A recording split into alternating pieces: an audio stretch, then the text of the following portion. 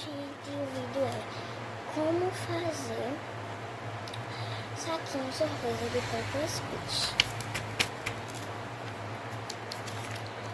Parece nós aula de canto, vai ter mais não? Só quinta. Sim, gente, vou ter aula de canto quinta-feira. É só um dia na semana?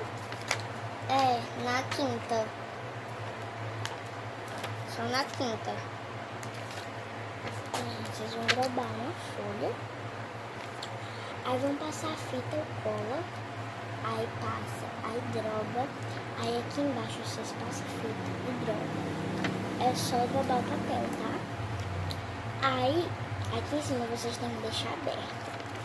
Aí aqui vocês vão... Os ingredientes é coleção, fita ou cola, canetinhas ou marcadores se vocês tiverem para decorar, fita ou cola e papéis.